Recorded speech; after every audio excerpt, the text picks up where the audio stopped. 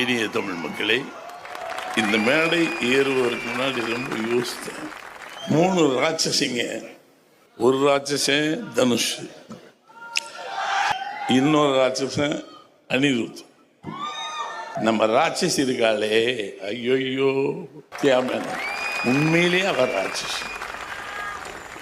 எனக்கு எல்லாம் okay, comedy பண்ணாதன்ட்டா.